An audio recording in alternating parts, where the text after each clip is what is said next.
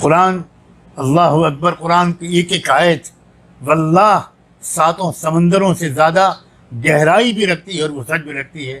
اللہ ہمارے دلوں پر اپنی کتاب کا علم کھول دیجیے، اپنی کتاب کی سمجھ کھول دیجیے۔ یہاں گنہگار بندہ آپ کے سامنے عرض کرتا ہے، زندگی کے وہ لمحے جو اللہ کی کتاب پر غور میں صرف ہوتے ہیں، صرف ان لمحوں سے مغفرت کی امید رکھتا ہوں، اور صرف ان لمحوں کو میں انجوائے کرتا ہوں۔ زندگی کے وہی لمحے میں لطف آتا ہے، اور جس وقت قرآن کے کچھ الفاظ پر غور کرنے کی سعادت حاصل ہوتی ہے، اور ہمارے اکابر علماء اللہ ان کے درجے بلند کرے، ان کی انگلی پکڑ کر جب 2 قدم چلنے لگتا ہوں اور کچھ سمجھ آنے لگتی ہے تو سجدے شکر میں گر جاتا ہوں۔ سبحانک لا علم لنا الا ما علمتنا انک انت العلیم الحکیم، سبحانک لا فہم لنا الا ما فہمتنا انک انت الجواد الکریم۔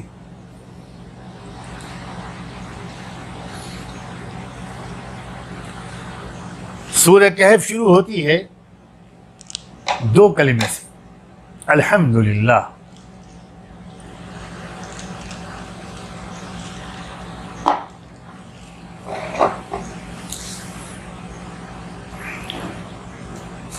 یہ 2 کلمے کیا ہیں؟ اگر میں ادھار لوں، مستعار لوں سیدنا محمد رسول اللہ صلی اللہ علیہ وآلہ وسلم کے ہی الفاظ کو، تو میں ان 2 کلموں کے بارے میں، الحمدللہ کے بارے میں کہوں گا، کلمتان خفیفتان علی اللسان ثقیلتان فی المیزان حبیبتان الی الرحمن۔ ایک سمندر ہے علوم کا الحمدللہ کے اندر، اور یہ کاٹ ہے فتنہ دجال، یہیں سے شروع ہو جاتی ہے۔ ایک ایک لفظ سورہ کہف کا، یہ جو دجالی فتنہ ہے، یہ اس کا جو اسٹارٹنگ پوائنٹ ہے وہ ایوولوشن کی تھیوری پر ہے، یعنی انسان کسی منصوبے کے تحت، کسی بڑے مدبر، منصوبہ ساز، علیم اور حکیم اور دانا، کسی رب نے نہیں پیدا کیا انسان کو۔ یہ کوئی انسان کو کسی خدا نے اپنا جانشین بنا کر، اپنا خلیفہ اور نائب نمائندہ بنا کر اس زمین پر بھیجا ہو، ایسا کچھ نہیں ہے۔ یہ تو اصل میں بائی چانس ہوا یہ کہ بس وہ مادے سے پیدا ہو گیا، وہ کیچڑ ہو گئی پانی میں، پھر وہ کیچڑ سے پھر وہ کچھ گھاس نکل آئی، پھر کچھ پودا نکل آیا، پھر وہ پودا اور بڑا ہوا، پھر اس نے ایک کیڑے کی شکل اختیار کر لی، اور پھر کیڑے سے اور بڑا جانور بنا، اور پھر اور بڑا جانور بنا، اور پھر اور بڑا جانور بنا، اور اس سے اتفاق سے انسان بن گیا۔ یہ لفظ کاٹ کرتا ہے الحمدللہ۔ دنیا میں جو کچھ بھی ہے وہ سب کچھ ایک رب کی عطا ہے، اس لیے وہی ایک رب ہے جو لائق تعظیم اور لائق تعریف ہے، حمد و ثنا کے لائق، شکر و سپاس کے لائق ہے، سب کچھ اس کا دیا ہوا ہے۔ ذرا غور کرو میرے عزیز نوجوانوں، میں آپ سے خاص طور پر مخاطب ہونا چاہتا ہوں۔ کیا یہ بات سمجھ میں آنے والی ہے کہ جس کے پاس کچھ نہیں تھا اس سے سب کچھ نکل آیا؟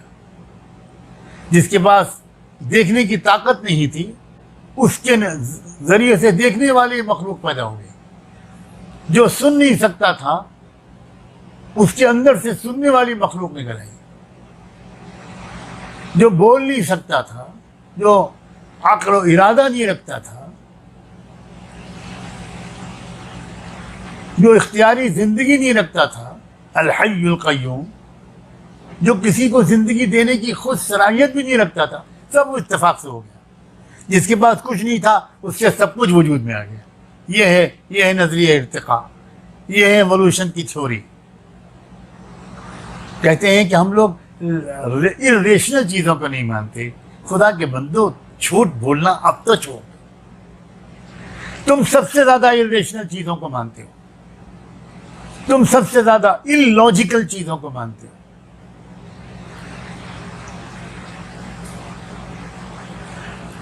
یہ بات illogical ہے کہ ایک عظیم قدرت اور طاقت اور علم اور حکمت رکھنے والے، سننے اور دیکھنے والے، ہمیشہ سے رہنے والے اور ہمیشہ تک کے لیے باقی رہنے والے، هو الاول والآخر، هو الظاہر والباطن، هو اللہ البارئ، هو اللہ الخالق البارئ، اس رب نے دراصل کائنات کو بنایا انسان کے لیے، اور انسان کو بنایا کسی عظیم مقصد کے لیے۔